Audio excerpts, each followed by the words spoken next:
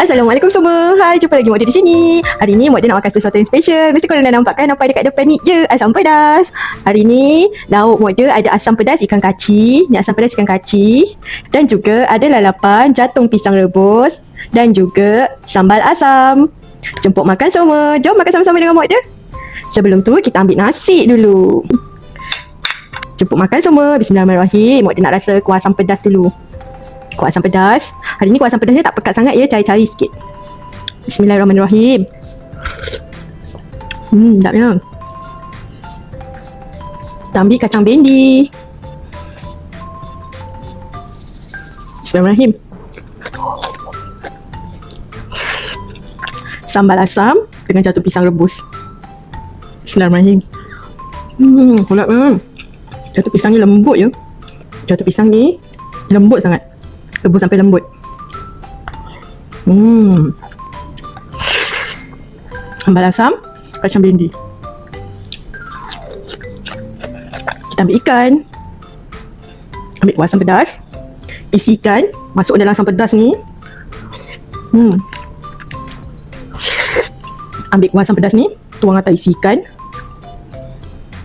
Makan. Kacang bendi.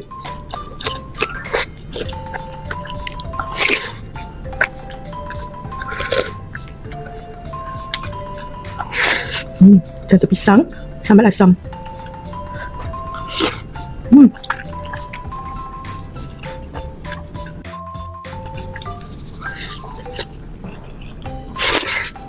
Isikan kuah dia, letak atas nasi ni.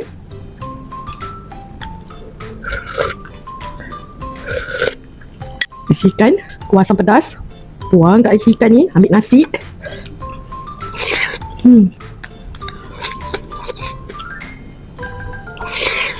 Kacang bendi, sambal asam.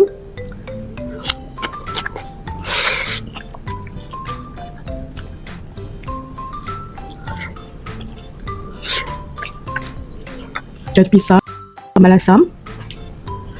Jantung pisang ni betul-betul lembut ya.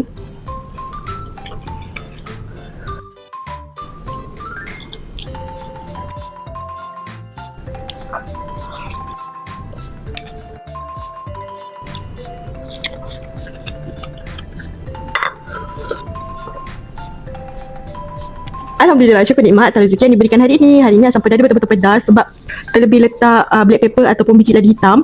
Lepas tu sambal asamnya pun pedas. So jadi memang Mak Dia tak dapat nak hirup kuah ni lebih sangat. Kalau tak memang dah habis dah kuah ni, memang dah tak sisa dah. Okeylah, kita jumpa di video akan datang. Assalamualaikum semua. Bye-bye.